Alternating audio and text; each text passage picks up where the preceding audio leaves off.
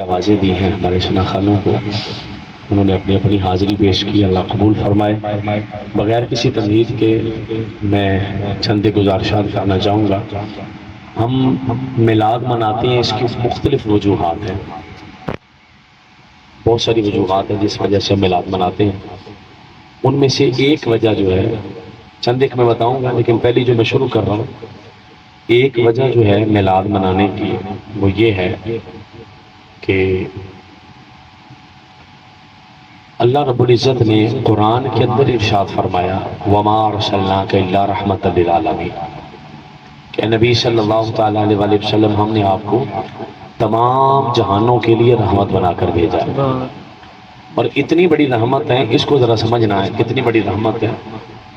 رحمت اتنی بڑی ہے حضور کہ قرآن کریم کے اندر ایک آیت آج بھی موجود ہے وَإِن تُبْدُوا شَيْئًا أَوْ تُخْفُوهُ یحاسبکم بہ اللہ، رب کائنات نے ارشاد فرمایا اگر تم کو گناہ کرو اور اعلان گناہ کرو، گناہ کر دو تو بھی وہ تمہارا گناہ لکھا جائے گا، اور اگر تم گناہ کرو نہیں، صرف دل میں خیال آئے، ذہن میں خیال آئے، ذہن میں خیال آئے گناہ کا، تو یہ گناہ بھی لکھا جائے گا۔ یہ قرآن میں آیت آج بھی موجود ہے۔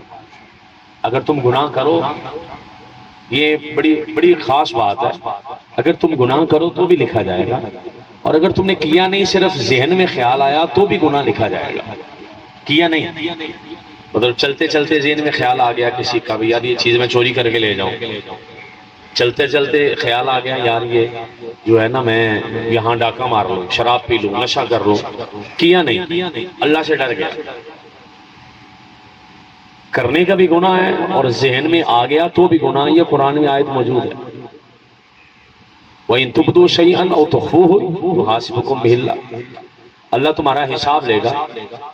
جب یہ آیت کریمہ اتری ہے، رب کائنات کی بارگاہ میں آقا علیہ السلام نے عرض کی میرے مالک میری امت بڑی ماڑی ہے، بڑی کمزور ہے، گناہ کرے تو گناہ لکھ دینا، اگر کیا نہیں ہے صرف ذہن میں خیال آیا تو وہ تو معافی دے دے۔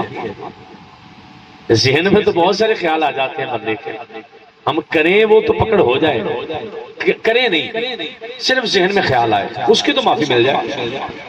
اب اس آیت کریمہ کے اندر رب کائنات کی بارگاہ میں جب آقا علیہ السلام نے عرض کیا کہ یا اللہ جو گناہ کیا جائے وہ تو ہماری امت کی پکڑ ہو، لیکن اس پہ بھی مہربانی فرما، لیکن اگر صرف ذہن میں خیال آیا، رات کو لیٹے لیٹے بندے کو ہزاروں خیال آ جاتے ہیں، بس بندہ سفر کر رہا ہزاروں خیال آ جاتے ہیں، بندہ کہیں پر بیٹھا ہوا اکیلا ہزاروں خیال آ جاتا ہے، تو یا اللہ جو خیال ہے خیالوں پہ تو نہ پکڑو۔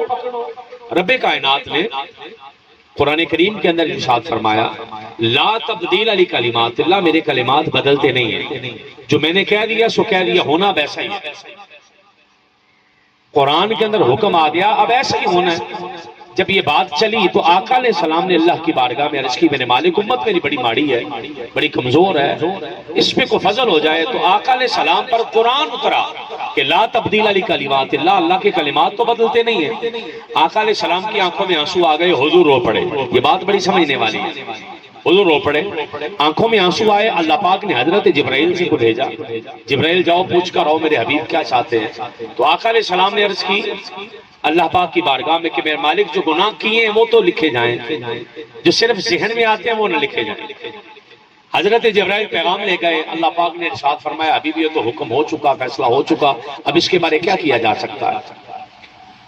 آقا علیہ السلام کی آنکھ سے آنسو نکلا، اب اس زمین پہ نہیں پہنچا تو اللہ پاک نے حضرت جبرائیل کو پھر بھیجا، جائیے میرے حبیب کے پاس اور جا کر کہیے اے حبیب یہ آیت قرآن میں آج بھی ہے اور رہے گی کہ ذہن میں خیال آ جائے گناہ کا تو بھی گناہ ہے، لیکن آپ پریشان نہ ہو، آپ روئے نہ، آپ آنکھوں سے آنسو نہ نکالے، مگر اتنا میں نے کر دیا ہے کہ آیت ہے مسئلہ ہے، لیکن آج کے بعد جو خیال اور ذہن میں گناہ آئے گا، گناہ کو میں آج ہی فیصلہ کر رہا ہوں، ملے گا ضرور، میں نے ایڈوانس میں مصطفیٰ کے صدقے وہ سارے گناہ معاف کر دیے، سارے کے سارے گناہ جو ذہن میں آنے والے ہیں۔ اب ہمارے ذہن میں گناہ آتا ہے تو گناہ ملتا نہیں، ذہن میں خیال آتا ہے تو ملتا نہیں ہے، جب ہم کرتے ہیں تو گناہ لکھا جاتا ہے، اس سے پہلے والا معاف ہو گیا۔ یا اللہ یہ کیسے؟ فرمایا یہ میرے مصطفیٰ کا صدقہ ہے، یہ میرے حبیب کا صدقہ ہے کہ وہ معاف کر دیا گیا تھا، ابھی جو کیا نہیں ہے وہ معاف کر دیا گیا، تاکہ جو سوچ سے گناہ ملتا تھا اس کو ہٹا دیا گیا، اور پتہ نہیں وہ اربوں خربوں گناہ تھے صرف سوچ میں آنے تھے، وہ معاف کر دیے گئے۔ ایک اور اس پر میں ایک پڑھنا چاہتا ہوں آیت کریمہ۔ آقا علیہ السلام پر قرآن کی آیت اتری والا سوف یعطیک ربک فترضی، ابھی ہم آپ کو اتنا عطا کریں گے کہ آپ راضی ہو جائیں گے۔ تو آقا علیہ السلام رو پڑے، حضرت جبرائیل کو اللہ پاک نے بھیجا بھی، آیت اتنی بڑی ہے کہ نبی ہم آپ کو اتنا عطا کریں گے آپ راضی ہو جائیں گے، اور آپ رو پڑے۔ تو آقا علیہ السلام نے کہا اللہ کی بارگاہ میں جا کر عرض کرو، صحیح مسلم حدیث موجود ہے، اللہ کی بارگاہ میں جا کر عرض کرو کہ میں اس وقت تک راضی نہیں ہوں گا جب تک کہ میرا ایک ایک امتی جنت میں نہ چلا جائے، ایک ایک امتی جنت میں نہ چلا جائے۔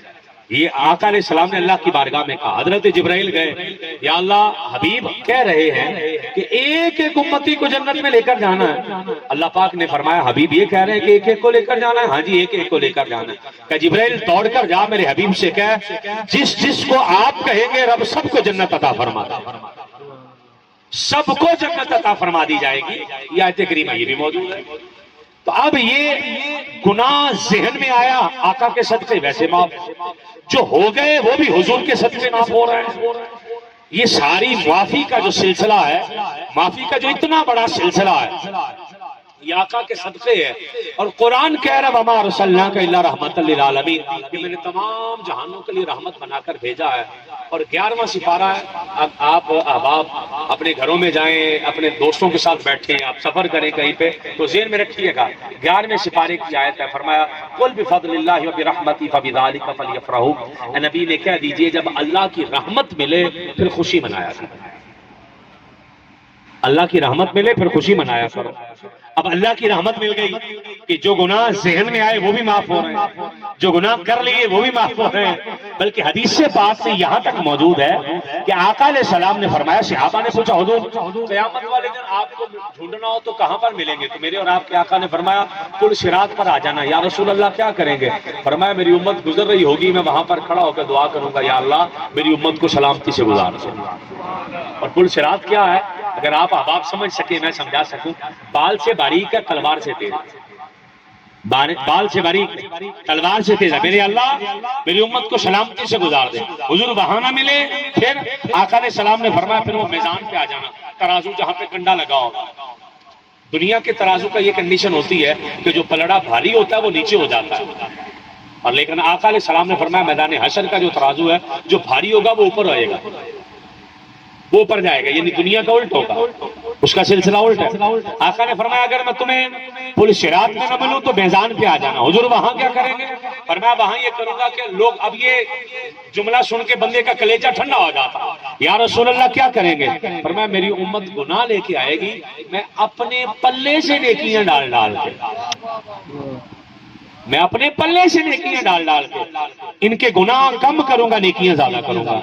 اس دن حدیث میں موجود ہے یوم یفر المرء من اخیہ وامہ وابیہ وصاحبتہ وبنیہ لکل امرئ منہم یومئذ شأن یغنیہ، 30ویں سپارے میں موجود ہے۔ فرمایا ماں بچے کو چھوڑ جائے گی، باپ چھوڑ جائے گا، بیوی شوہر کو چھوڑ جائے گی، اولاد چھوڑ جائے گی، کوئی کسی کا پریشان حال نہیں۔ جس دن کوئی کسی کو ایک نیکی دینے کو تیار نہیں ہے، آقا فرما رہے ہیں کہ اس دن میں پلے سے نیکیاں دے رہا ہوں، میں نیکیاں دوں گا اپنے پلے سے، اپنی نیکیاں دے کر اپنی امت کے گناہ معاف کراؤں گا۔ حضور اگر وہاں پر بھی نہ ملے تو، اب بڑی عجیب بات ہے، حضور وہاں پر بھی نہ ملے تو آقا علیہ السلام نے ارشاد فرمایا اگر وہاں پر بھی ملا نا تو پھر آ جانا۔ ابھی ایک بہت کم گرمی ہو گئی ہے، وہ شدت نہیں رہ گئی گرمی کی، اور یہاں بڑی تیز گرمی بھی ہو تو عرب کی گرمی جتنی نہیں ہوتی، عرب میں تو اتنی شدید گرمی ہوتی ہے کہ بندہ کسی پتھر پہ پاؤں رکھے تو شاید نیچے چھالے بن جائیں، جل جائے نیچے سے۔ اور عرب کی گرمی بھی کچھ نہیں ہے، میدان حشر کی گرمی کا عالم کیا، اور اس کی گرمی کی کیفیت یہ کہ زبانیں سوکھ کے باہر آ جائیں گی، زبانیں سوکھ کر کانٹا ہو جائیں گی بندے کی، اور لوگ پسینے میں ڈبکیاں کھائیں گے، اتنی شدت کی گرمی اور اتنی شدید گرمی ہے۔ آقا علیہ السلام نے ارشاد فرمایا اگر میں میزان پر بھی نہ ملا، اگر میں پل صراط پر بھی نہ ملا تو حضور پھر کہاں ہوں گے؟ آقا نے فرمایا پھر حوض کوثر پر آ جانا، میری امت پیاسی آئے گی، میں اپنے ہاتھوں سے بھر بھر کے جام پلاؤں، میرا یہ امت یہ آ گیا اسے بھی پلا دو، میرا یہ امت یہ آ گیا اسے بھی پلا دو۔ ایک حدیث کا تھوڑا سا مفہوم اس کے ساتھ جوڑ رہا ہوں، پتہ نہیں سمجھا پاؤں کہ نہ سمجھا پاؤں، میں کوشش کرتا ہوں ذرا اس کو آسان کرنے کی۔ ایک حدیث میں سے آقا نے فرمایا میں جام بھر بھر کے نا اپنی امت کو پلاؤں گا، میری امت آئے گی میں کہوں گا یہ جام اسے دو، یہ جام اسے دو، یہ جام اسے دو۔ کچھ لوگ پانی پینے آئیں گے تو فرشتے کہیں گے یا رسول اللہ انہیں نہ پلائیں، آپ کو نہیں پتا انہوں نے آپ کے بعد دین کے اندر کیا کیا تبدیلیاں کر دی تھی، دین کیسے بدل دیا تھا، یہ کر دیا وہ کر دیا۔ آقا علیہ السلام نے فرمایا وہ میرے پاس آئیں گے فرشتے منع کریں گے کہ انہیں نہ پلائیں، پر میں انہیں نہیں دوں گا۔ میں نے یہ حدیث پاک پڑھی تو ایک ہمارے بڑے محبت کرنے والے دوست کہنے لگے علامہ صاحب پہ ساڑھے والی گل سچی ہوئی نا، میں کہا وہ کہڑی؟ نبی پاک کو پتہ نہیں نہ لگا وہ کہڑے بندے نے، اب سمجھے مسئلہ کہ نہیں سمجھے؟ نبی پاک کو پتا تو نہیں چلا وہ بندے کہنے، اگر آقا کو پتا ہوتا تو آقا کبھی بھی نہ پانی دیتے، نبی پاک نے پانی دیا ہی اسی لیے کہ پتہ نہیں چلا، پتہ چل جاتا تو پانی نہ دیتے۔ فرشتے نے بتایا کہ حضور اس بندے نے دین بدل لیا تھا، آپ کہتے ہیں نبی پاک ہمیں دیکھ رہے ہیں، ہم مسئلہ سمجھ آ گیا آپ کو بھی اس حدیث سے کیا نبی پاک نہیں دیکھ رہے؟ میں نے کہا بالکل ٹھیک کہہ رہے ہیں، لیکن یہ واقعہ کب ہونا ہے؟ کہتے قیامت والے دن۔ قیامت میں کتنا ٹائم ہے؟ کہنے لگے ابھی پتا نہیں ہے، ہزاروں سال شاید ابھی ہو قیامت، یا سینکڑوں سالوں ابھی قیامت، یعنی یہ واقعہ بھی ہوا تو نہیں، نہ نہیں ہوا، آگے ہوگا۔ اس نے دن بدلا، میں نے کہا واقعہ ہونا کب ہے؟ ہزاروں سال بعد، یعنی ہزاروں سال بعد، ہزاروں سال بعد واقعے کی خبر جو ابھی دے رہا ہے وہ یہ تمہیں بتا رہا ہے کہ میرا مصطفیٰ وہ ہے جو کل کی بھی جانتا ہے، میدان حشر کی بھی جانتا ہے اور آج کی بھی جانتا ہے۔ کو جانتا ہے، سوچنے میں فرق ہے، یہ ذرا سمجھنے میں فرق ہے کہ ہم سمجھ نہیں پاتے کہ آقا علیہ السلام اس کا مطلب کیا ہے۔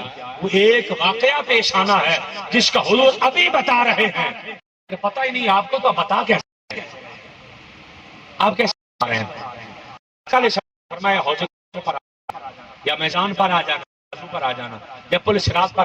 اب ایک اور روایت ہے، اب یہ ساری رحمت ہے، یہ ساری رحمت ہے آقا علیہ السلام۔ یا رسول اللہ صلی اللہ تعالیٰ علیہ وسلم اگر وہاں بھی نہ ملے تو کہاں ملیں گے؟ یہ دوسری حدیث پڑھ رہا ہوں اس کے ساتھ، اس حدیث میں نہیں اگلی حدیث میں۔ حضور اگر وہاں پر بھی نہ ہوئے تو پھر کہاں پر آئیں؟ آقا علیہ السلام نے ارشاد فرمایا اگر وہاں پر بھی نہ ہوا نا تو عرش پر اللہ دو کرسیاں رکھے گا، عرش پر اللہ دو کرسیاں رکھے گا۔ یہ مسند امام احمد بن حنبل میں حدیث ہے، اور آپ کے ذہن میں رہ جائے گا، سوکھا سا کام کر جاؤں۔ سعودی عربیہ کے اندر احباب جو کہتے ہیں مذہب کون سا چلتا ہے، تو وہ حنبلی مذہب کے مطابق فتویٰ دیتے ہیں، احمد بن حنبل کے مذہب کے مطابق، حنبلی مذہب کے مطابق فتویٰ دیتے ہیں سعودی عربیہ میں۔ وہاں کی مسند امام احمد بن حنبل کے اندر حدیث موجود ہے، آقا علیہ السلام نے فرمایا اللہ عرش پر دو کرسیاں رکھے گا۔ یا رسول اللہ صلی اللہ تعالیٰ علیہ وسلم وہ کس کی ہیں؟ میرے اور آپ کے آقا نے فرمایا ایک کرسی خدا کی ہے اور اس کے سیدھی جانب کرسی محمد مصطفیٰ صلی اللہ تعالیٰ علیہ وسلم۔ میں ذمہ دار ہوں حدیث کا، میں اپنے لفظوں کا ذمہ دار ہوں، میں بتائی ہوئی بات کا ذمہ دار ہوں۔ آقا نے فرمایا کرسی خدا کی ہے اور سیدھی جانب کرسی محمد مصطفیٰ کی ہے صلی اللہ تعالیٰ علیہ وسلم۔ حضور اس کرسی پر بیٹھیں گے آپ؟ آقا نے فرمایا نہیں، اللہ کی مہربانی ہے، اللہ کی محبت ہے کہ اللہ نے میری کرسی رکھ دی ہے پر میں نے بیٹھنا نہیں ہے۔ حضور بیٹھیں گے نہیں تو پھر کیا کریں گے؟ میرے اور آپ کے آقا صلی اللہ تعالیٰ علیہ وسلم نے فرمایا میں نے بیٹھنا نہیں، میں اس کرسی کے برابر میں، اللہ کی کرسی کے برابر میں اپنی کرسی کے سامنے کھڑا ہوں گا، میں اپنی کرسی کے سامنے کھڑا ہوں گا۔ یا رسول اللہ کھڑے ہو کے کرنا کیا؟ اب اس سے بڑی رحمت کیا چاہیے ہمیں؟ اب اس کرسی کے سامنے کھڑے ہو کے کریں گے کیا؟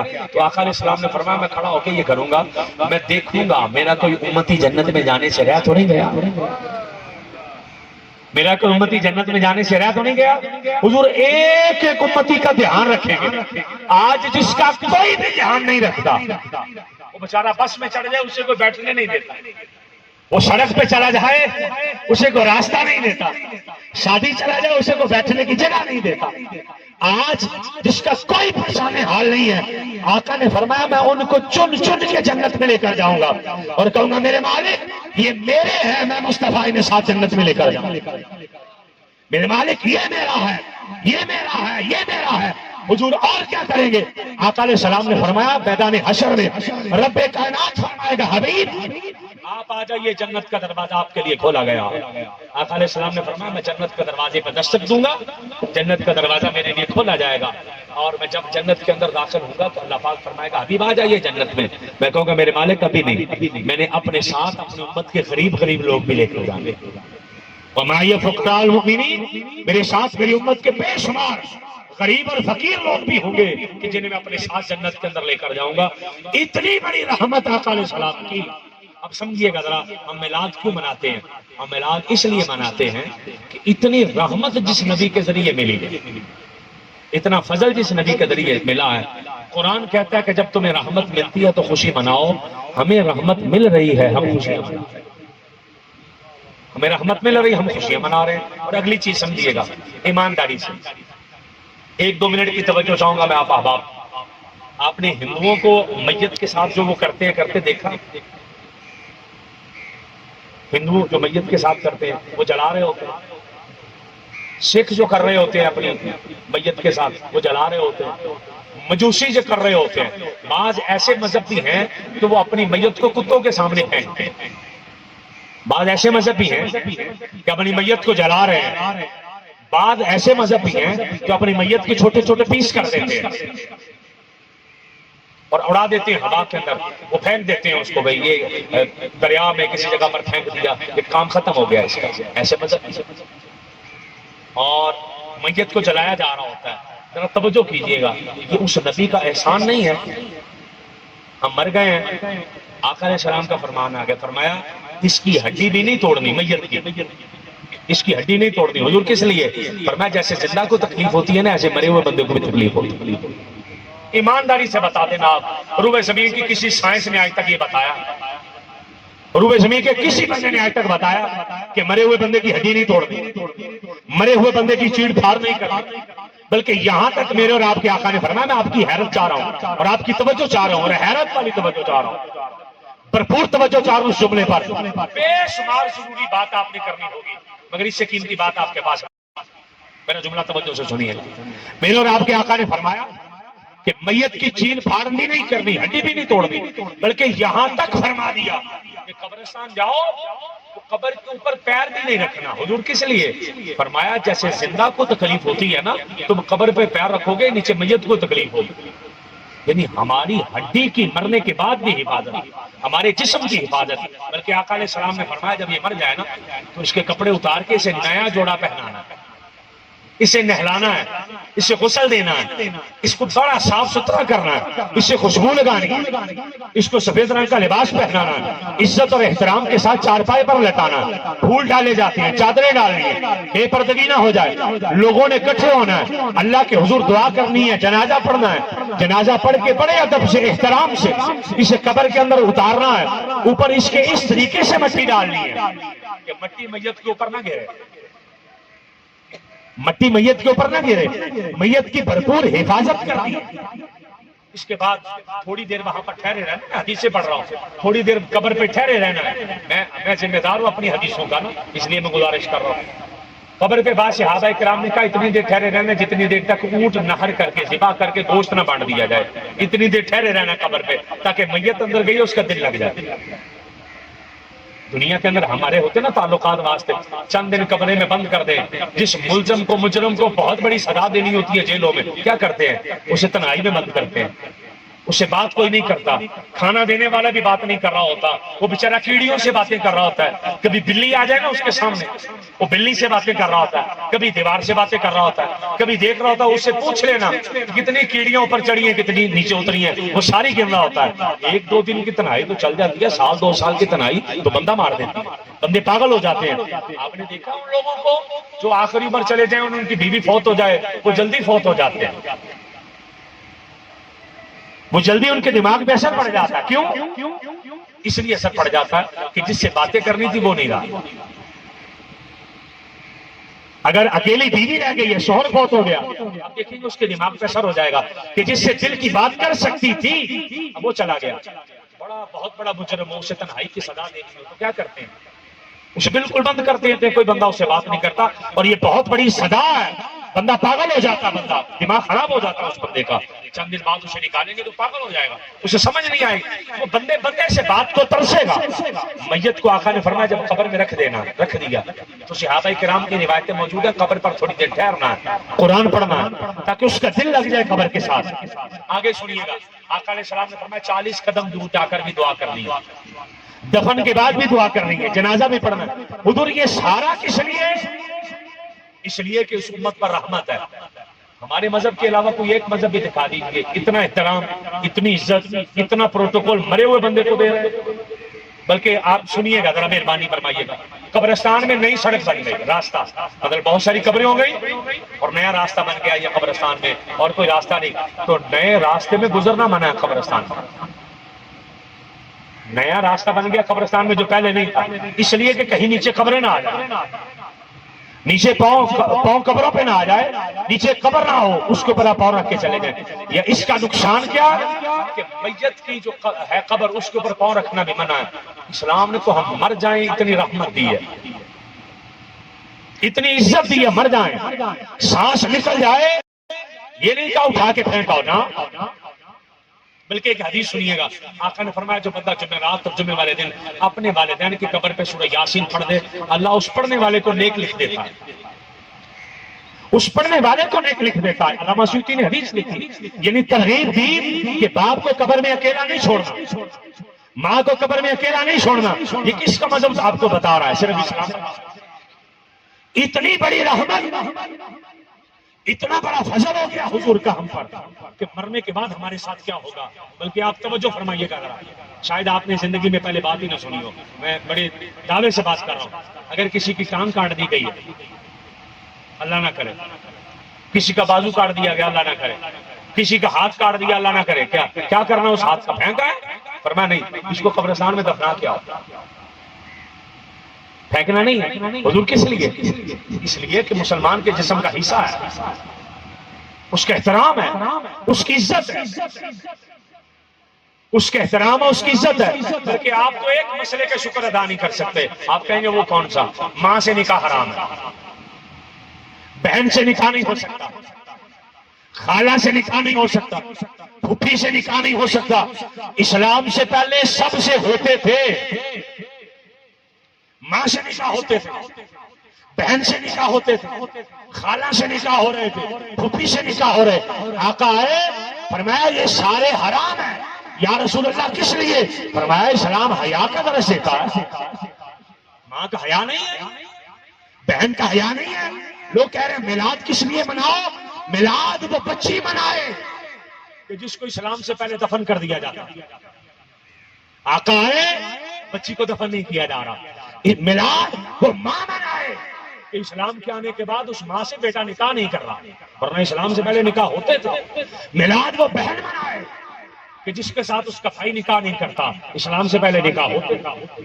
میلاد وہ خالہ اور پھوپھی منائے کہ اسلام کے بعد جس سے اس کا بھتیجا بھانجا نکاح نہیں کرتا، اسلام سے پہلے لوگ کرتے تھے نکاح، اور یہ حلال تھا، حرام نہیں سمجھا جاتا تھا۔ میلاد وہ باپ منائے کہ جس کو اسلام نے کہہ دیا۔ واقعہ کی بارگاہ میں ایک شخص آ گیا، یا رسول اللہ صلی اللہ تعالیٰ علیہ وسلم، میرا باپ میرا مال سارا مجھ سے لے لیتا ہے اور مجھے کچھ دیتا ہی نہیں ہے۔ آقا علیہ السلام نے فرمایا اپنے باپ کو لے کر آؤ۔ آقا علیہ السلام کی بارگاہ میں اس باپ کو پیش کیا گیا، تو باپ بیچارہ پورا ہو گیا تو روتا ہوا آ رہا، باپ روتا ہوا آ رہا آقا کی بارگاہ میں، روتے ہوئے آقا کی بارگاہ میں آیا۔ آقا علیہ السلام نے فرمایا ہاں بھائی، میں نے سنا تو اپنے بیٹے کا سارا مال لے لیتا، حضور لے لیتا ہوں، جو ضرورت ہوتی میں لے لیتا ہوں۔ آقا علیہ السلام نے فرمایا کیوں لیتے ہو؟ وہ بات بتانے لگا، آقا نے فرمایا ابھی چپ کر جا۔ حضور کیوں؟ آقا نے فرمایا بات بعد میں بتانا، تو راستے میں آ رہا تھا، تو نے کوئی شعر سوچے اپنے ذہن میں، آتے آتے کوئی شعر سوچے ہیں، پہلے مجھے وہ شعر سنا جو راستے میں سوچے۔ حضور آپ کو کس نے بتایا؟ فرمایا تمہیں نہیں پتا، اللہ کا نبی اس نے شعر کہے۔ آقا نے فرمایا سنا، اس نے سنائے جس کا ایک دو شعر کا خلاصہ، ورنہ لمبا قصیدہ ٹائم زیادہ لگے گا، ایک دو شعر کا اس میں سے خلاصہ۔ اس نے کہا کہ یا رسول اللہ میں سوچ رہا تھا شعر میں کہ جب یہ چھوٹا تھا تو یہ بیمار ہو جاتا تھا، میں ڈر جاتا تھا کہ کہیں یہ مر نہ جائے، یہ بھوکا ہوتا تھا، میں اپنے منہ کا لقمہ اسے دیتا تھا، اپنے کپڑے اسے دیتا تھا، اس کو گرمی سے سردی سے بچاتا۔ حضور یہ جوان ہو گیا، مجھے بھول گیا، کاش جیسے گھر کے اندر نوکر کو روٹی دی جاتی ہے ایسے مجھے بھی روٹی دے دیتا، مجھے نوکر ہی سمجھ لے۔ آقا کی آنکھوں میں آنسو آ گئے اور میں بتا تو کیا کہتا ہے؟ اس نے کہا حضور میں صرف ضرورت کا مال لیتا ہوں اور نہیں لیتا۔ آقا علیہ السلام نے بندے کو بلایا جو کہتا تھا یہ میرا باپ میرا مال دے لیتا۔ فرمایا ادھر آ بھائی، کیا کرنا یا رسول اللہ؟ فرمایا انت و مالک لابیک، فرمایا تو بھی اپنے باپ کا، تیرا مال بھی تیرے باپ کا۔ تیرا باپ جتنا مرضی تیرا مال لے تو روک نہیں سکتا، تو بھی اپنے باپ کا، تیرا مال بھی تیرے باپ کا۔ 3 بار فرمایا تو بھی اپنے باپ کا، تیرا مال بھی تیرے باپ کا، تو بھی اپنے باپ کا، تیرا مال بھی تیرے باپ کا۔ تو لے نہیں سکتا مال، روک نہیں سکتا اپنے باپ کو، تیرا باپ جو مرضی کرے جیسے مرضی کرے۔ اب میلاد وہ باپ منائے جس کو اسلامی حق دے گیا، میلاد وہ ماں منائے۔ اب سبحان اللہ فرمائیے گا اس جملے پر، اور اس جملے پر توجہ کیجئے گا، میلاد وہ ماں منائے کہ اللہ پاک کے حبیب نے، جملے پر توجہ کیجئے گا۔ آپ نے بڑے خطابات سنے ہوں گے، میں ایک جملہ آپ کو تحفہ دے رہا ہوں، آپ کے کام آ جائے گا زندگی میں۔ میلاد وہ ماں منائے کہ اللہ پاک نے وہ جنت الفردوس کی جڑ میں سے، سدرۃ المنتہا کی جڑ میں سے جنت کو کھینچ کر ماں کے قدموں کے نیچے لے آیا۔ وہ ماں میلاد منائے جس کے قدموں کے نیچے جنت آ گئی۔ سبحان اللہ۔ ورنہ ماں کے ساتھ تو پتر نکاح کر رہا ہوتا تھا۔ ماں، یہ آقا کی حدیث موجود ہے کہ اوکاز کے بازار میں ایک ماں کو بیچا گیا، 3 بچے اپنی ماں کو بیچنے آئے اوکاز بازار میں، اور اپنی ماں کو 9 درموں میں بیچا۔ تو راستے میں پیسے بانٹ رہے تھے، آقا علیہ السلام ملے، کیا کر رہے ہو؟ حضور پیسے بانٹ رہے ہیں، کس لیے؟ فرمایا ماں بیچ کر آئے، ماں بیچ کر آئے 9 درم کے اندر۔ میلاد تو وہ ماں منائے جو اب منڈی میں بک نہیں رہی۔ لوگ کہتے ہیں جی میلاد کس نے منانا ہے، میلاد کیوں منانا ہے، کیسے منانا ہے؟ میں میلاد نہیں منانا تو کیا منانا آپ؟ کیوں نہیں منانا؟ میلاد وہ ماں منائے تو آج منڈی میں بکتی نہیں ہے، بلکہ اسلام کہہ رہا ہے جس نے جنت کی چوکھٹ نیچے سے چومنی ہے ماں کے قدم چوم لے، جس نے جنت کی چوکھٹ اوپر سے چومنی ہے اپنے باپ کا ماتھا چوم لے۔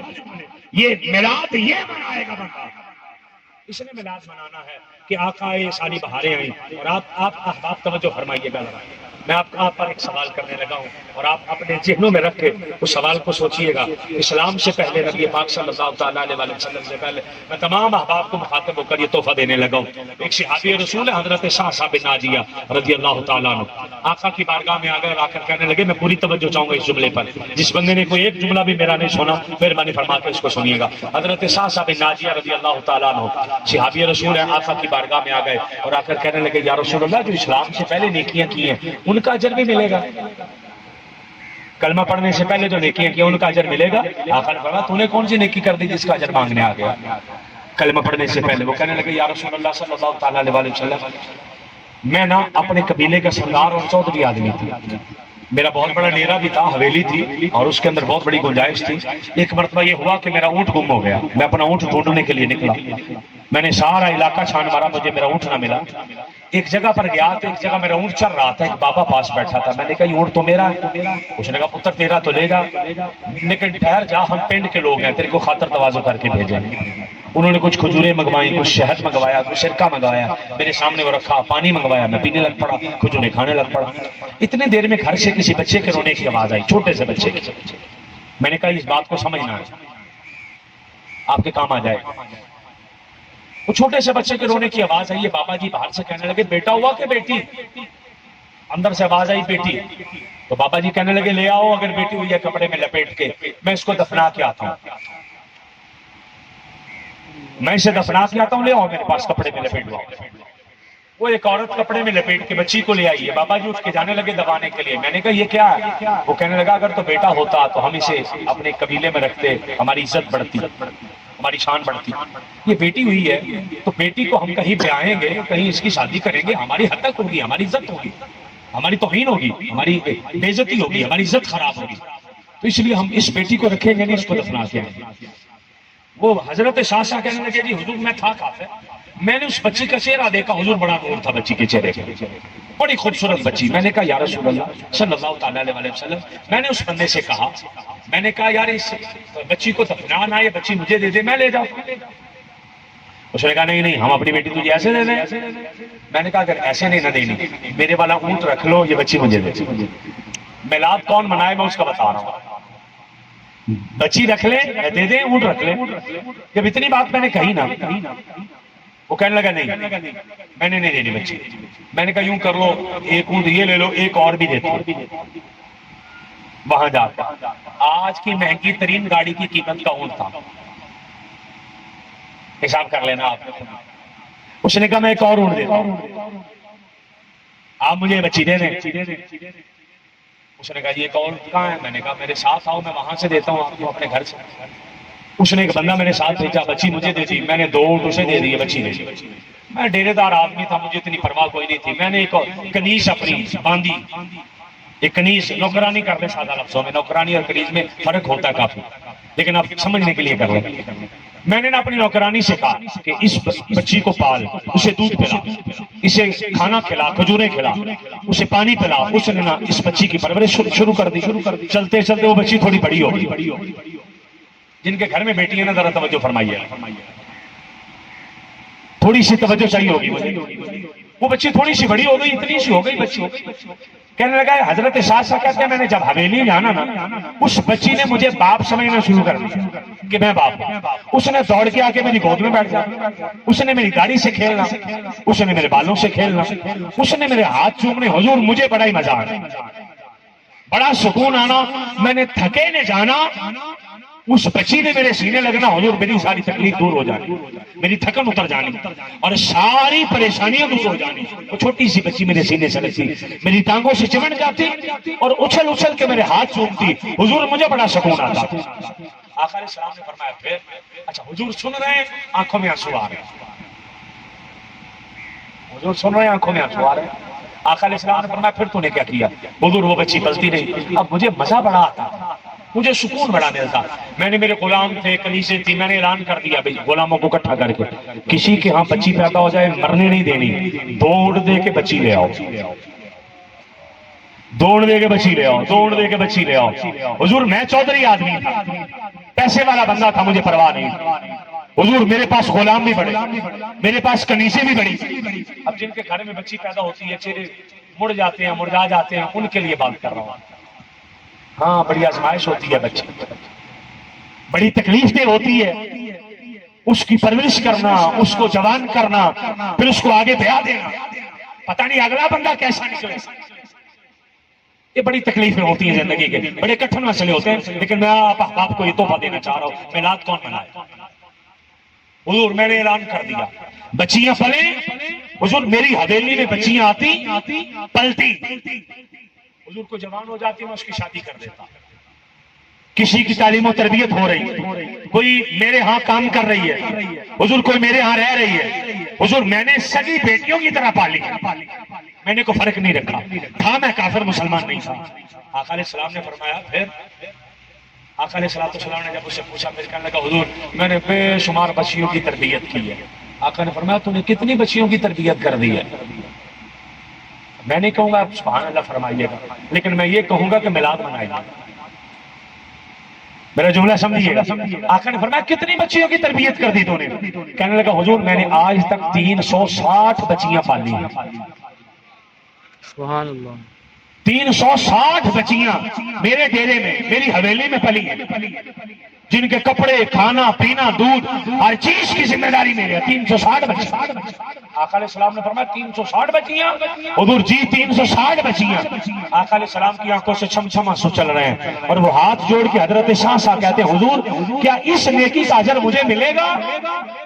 آقا علیہ السلام نے فرمایا اللہ نے تجھے اس نیکی کا اجر دے تو دیا. حضور وہ کیسے؟ آقا علیہ السلام نے فرمایا اللہ تجھے میرے قدموں میں لے آیا, یہ تیری اس نیکی کا اجر ہی تو تجھے ملا. سبحان اللہ. اللہ نے تجھے کلمہ پڑھنے کی توفیق عطا فرما دی, اللہ نے تجھے مسلمان کر دیا, یہ تیری اس نیکی کا اجر ہی تو ملا ہے. وہ جو 360 بچیاں پلی اور پالنے والے حضرت ناجیہ کو آقا علیہ السلام نے فرمایا اللہ پاک کے حبیب کے قدموں میں آ گیا, اب تجھے جنت مل جائے گی. میرے بھائی میلاد وہ بچیاں منائیں جنہیں اب دفن نہیں کیا جاتا. میلاد وہ لوگ منائیں جن کی بیٹیوں کی عزت رہ گئی. وہ باپ منائے جس کو آج عزت سے روٹی مل رہی ہے. وہ بیٹا منائے جس کو آج باپ کی وراثت میں حصہ مل رہا ہے. اور میرے آقا طے کر کے چلے گئے کہ بیٹے کو یہ حصہ دینا ہے, ورنہ بیٹا پیدا ہو گیا حصہ کون دیتا تھا؟ بیٹی کو حصہ کون دے رہا تھا؟ قرآن کے اندر باقاعدہ رکوع اتارنا پڑا اللہ کو کہ بیٹی کو حصہ ملے. میلاد وہ بیٹیاں منائیں.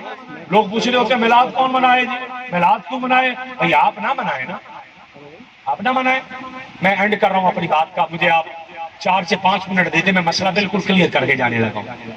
میرے پاس ایک حدیث ہے, میں نے 2-3 جگہ پر پہلے بھی سنائی ہے, میں آپ کو سنانے لگا ہوں. آپ احباب کی توجہ چاہوں گا کیونکہ مجھے لگ رہا ہے کہ بڑی توجہ سے سماعت کر رہے ہیں آپ, اس لیے میں حدیث کیوں کی ہے. کندیلوں کی لے جاؤ, اتنی ساری کندیلیں لی آقا کی بارگاہ میں آ گئے. میں بڑی جلدی پڑھ رہا ہوں تاکہ مسئلہ سمجھ آ جائے.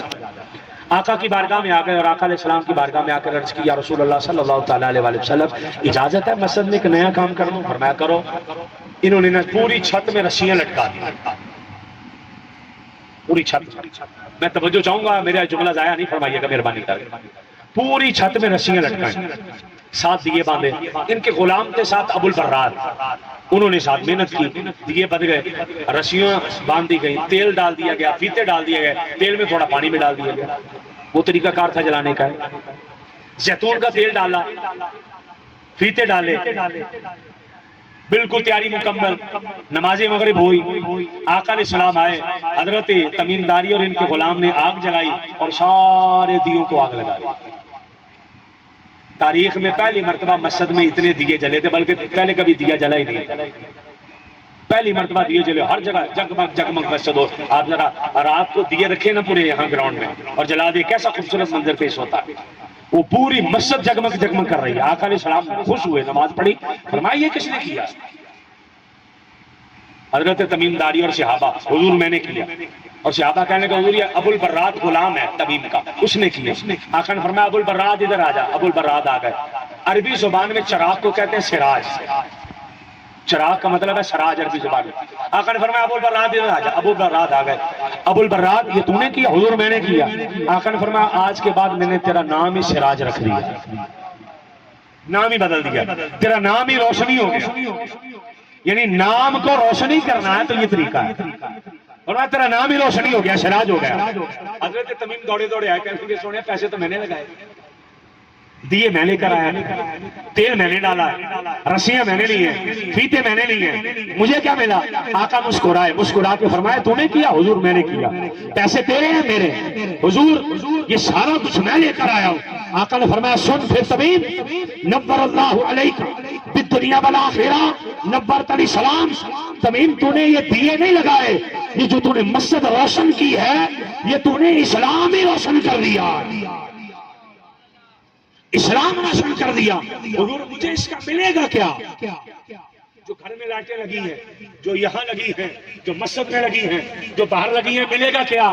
آپ احباب کی توجہ چاہ رہا ہوں, آپ احباب کی صلاحیت پر توجہ چاہ رہا ہوں. ساری زندگی کام آئے گا جملہ, اور آپ یاد رکھیں گے کہ کسی بندے نے کوئی لائن بتائی تھی, یا رسول اللہ اسلام تو روشن ہو گیا, مجھے ملے گا کیا؟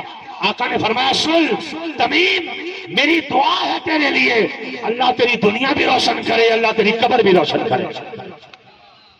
آپ ایمانداری سے دیکھیے گا, جس کی مسجد اور گھر آج روشن نظر آ رہا ہے نا, سمجھو اس کو آدھی دعا مصطفیٰ کی یہاں لگ گئی ہے اور آدھی قبر میں لگ جائے, آدھی لگ گئی ہے. اور جہاں پر اندھیرا نظر آئے, اب سمجھ لیں دعا نہیں لگی, دعا وہاں لگی ہے جہاں پر روشنی نظر آ رہی ہے. آقا علیہ السلام نے فرمایا جا اللہ تیری دنیا روشن کرے, اللہ تیری قبر روشن کرے. اس کے بعد اس حدیث کے اینڈ پہ ہے آخری لائن, آقا کی خوشی کا عالم چیک کرنا ہے, آقا کی خوشی کا عالم چیک کرنا ہے. آقا نے فرمایا تمیم, میں نے کہا میں پابند ہوں اپنے لفظوں کا, میں دکھانے کا پابند ہوں. میں نے شاید 10 بار یہ بات کہہ دیا, میں ذمہ داری سے کہہ رہا ہوں. آقا علیہ السلام نے فرمایا تمیم کاش, اس جملے کو ضائع نہیں کیجیے گا, کاش آج ہمارے پاس کوئی رشتہ ہوتا نا تو تمیم ہم نے تیرا یہیں پر نکاح کر دینا تھا, ہم نے تیرا نکاح کر دینا تھا. حضرت تمیم نے جب یہ بات سنی تو خوشی سے اچھل پڑے کہ میری شادی ہونے لگی ہے. آقا علیہ السلام کے سکے کزن حضرت نوفل بن حارث بن عبد المطلب یعنی حضرت نوفل وہاں پر بیٹھے تھے, کہنے لگے حضور آپ کے پاس رشتہ کوئی نہیں ہے؟ حضور میرے پاس میری بیٹی ہے, اگر آپ کہتے ہیں تو میں لے آؤں. آقا کی سکی بھتیجی ہے, حضور اگر کہیں تو میں لے آؤں. یہ حدیث پاک میں لفظ موجود ہے, اگر آپ کہیں ام المغیرہ نام ہے, اسے نوفل کر آئے نے اسی روشنی میں بیٹھ اسی میں بیٹھ کر حضرت تمیم داری کا نکاح کر دیا، اعلان کر دیا کرنا، مسجد کو سجانا، مسجد میں روشنی کرنا اتنا بڑا کام ہے، اس سے خدا بھی راضی ہے، محمد مصطفیٰ بھی۔ سبحان اللہ۔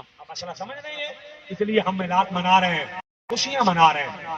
ہاں جس بندے کو لگ رہا ہے کہ نہیں منانا چاہیے، ایک خارجی سی مثال ہے کہ اگر آپ اپنے محلے میں جائیں اور وہاں پر دیکھیں کو دیکھے سے کہ فکر نہیں ہے، کسی کے گھر میں لائٹنگ لگی ہے اور بڑا خوشیاں منا رہا ہے، آپ دروازے پہ دستک دے کے پوچھیں بھی کیا ہوا ہے، وہ کہیں گے بیٹا ہوا، ہم خوشی کر رہے ہیں، عقیقہ کر رہے ہیں، اس کی خوشی منا رہے ہیں۔ اس کے پڑوس والے دروازے پہ دستک دے کے پوچھیں بھائی دیکھے نہیں پکا رہے، وہ کہیں گے کیوں، ہم نے کیوں پکانی؟ آپ اسے کہیں بھی لائٹیں کیوں نہیں لگائی، وہ میں نے کیوں لگانی؟ اسے کو پاگل ہو گئے ہو، آپ کے پڑوس میں بیٹا پیدا ہوا ہے، وہ لائٹیں لگائی ہوئی ہیں، آپ نے لگائی نہیں، پڑوس والوں نے دیکھیں پکائی ہیں، آپ نے پکائی کوئی نہیں، تو پڑوسی نے بازو سے پکڑ کے آپ کو کہنا ہے بھائی آپ اپنے گھر چلے جائیں، لگتا ہے آپ کا دماغ ہل گیا۔ وہ کیسے؟ اس نے آگے سے کہنا ہے جنہ دے ہویا خوشی وہ کرن، ساڈے کیڑا ہویا،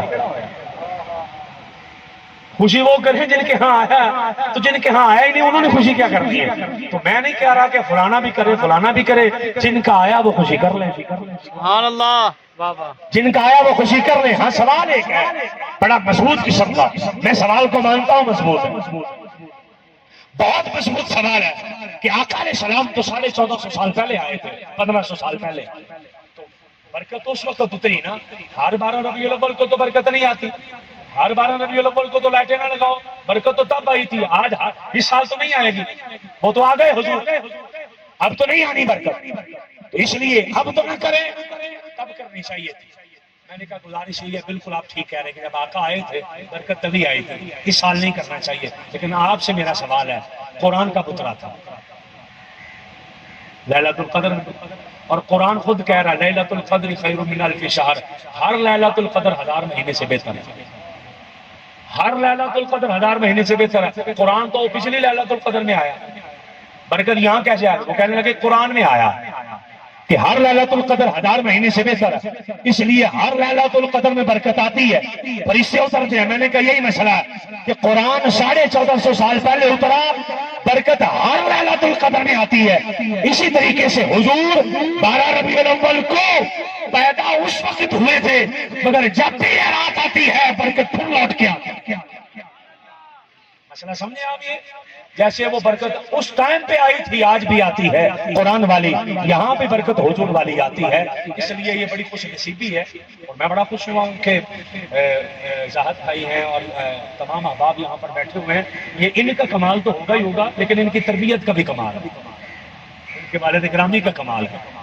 ہمارے پاس ہم چونکہ مدرسہ وہاں پر چلا رہے ہیں، چوری اقبال صاحب، حاجی اقبال صاحب، تو وہ ایسے نر آدمی ہیں اور ایسے سمجھدار آدمی ہیں، پتہ نہیں اللہ پاک نے انہیں کیا نوازا ہے کہ مدرسے کے اندر لاکھوں روپے کی کتابیں فری دے رہے ہیں، لنگر دے رہے ہیں فری بچوں کو، ایسا صاحب انہوں کھانا کھانا کھوا دو، اج انہوں کھوانا کر لو، اتنے پیسے انہیں لانے لا دو، آ کرنا ہے کر دو، اینا کرنا ہے کر دو، اے کرنا ایسے کر دو جی، ہمیں قالین چاہیے لے آؤ جی، ہمیں یہ ڈیسک چاہیے لے آؤ جی، ہم نے یہ کرنا جی کر لو جی، ہم نے ایک بندہ اور رکھنا رکھ لو جی، یعنی یہ کر لو یہ کر لو، کس لیے؟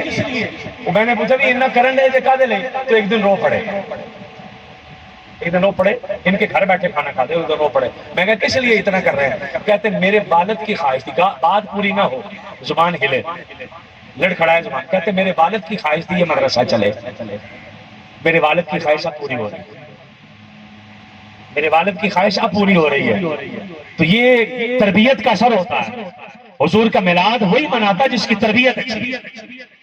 یہ جتنے دوست ساتھ بیٹھے ہیں ان کے ساتھ ہمارے گھریلو تعلقات، دوستوں کی شادی بیاہ ہیں پوتیاں سب میں آنا جانا، آصف بھائی وقاص بھائی جتنے محترم بیٹھے ہیں آنا جانا سارے معاملہ، یہ تربیت کا اثر ہے۔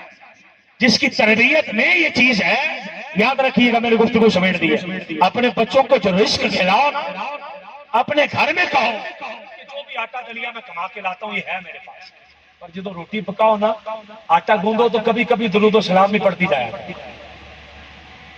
کبھی کبھی درود و سلام بھی پڑھتی جایا، کس لیے کہ تربیت اچھی ہو جاتی ہے۔ حضرت بابا گنج شکر فرید رحمۃ اللہ تعالی علیہ آپ کہنے لگے آپ کی والدہ آپ سے کہنے لگی بیٹا فرید تو اپنی کرامت سنا، تو کہنے لگے امی جب سے ہوش سنبھالا کبھی تہجد کی نماز نہیں چھوڑی۔ ماں کہنے لگی پتر کو اپنی کرامت سنا، یہ تیری نہیں ہے۔ امی جب سے ہوش سنبھالا کبھی تہجد کی نماز نہیں چھوڑی، یہ میری کرامت نہیں تو اور کیا؟ کہنے لگی بیٹا یہ تیری نہیں ہے۔ ماں میری کرامت ہے، گرمیوں میں سردیوں میں تہجد پڑھی۔ وہ کہنے لگے پتر یہ تیری نہیں ہے، میری کرامت ہے۔ امی جی آپ کے کیسے؟ اب سن کے تڑپ جائیے گا۔ ماں کہنے لگی بیٹا تجھے 2 سال میں نے دودھ پلایا، جب بھی پلایا وضو کر کے پلایا۔ جب ماں وضو کر کے قرآن پڑھ کے کھانے کھلاتی ہے، درود و سلام پڑھ کے بچوں کو کھانے کھلاتی ہے، تو پھر بچے مصطفیٰ کا میلاد مناتے ہیں۔ آپ اپنے گھر میں آج شروع کر لیں درود و سلام، آپ کے گھر میں خود میلاد والا ماحول ہو جائے گا، اللہ کی رحمتیں آ جائیں گی، اللہ کی برکتیں آ جائیں گی۔ اللہ آپ میں سے ایک ایک بندے کی، میں جن کے نام نہیں جانتا میرے لیے وہ بھی بہت معزز ہے، جن کے چہروں کو میں نے پہلی بار دیکھا وہ بھی میرے لیے قابل عزت قابل احترام ہے، اس لیے کہ آپ حضور کے میلاد میں گئے، آپ حضور کے دیوانے بیٹھے ہیں۔ اللہ پاک سب کی حاضریاں قبول فرمائے، اللہ سب کی نوکریاں قبول فرمائے۔ وما علیہ الا البلاغ المبین۔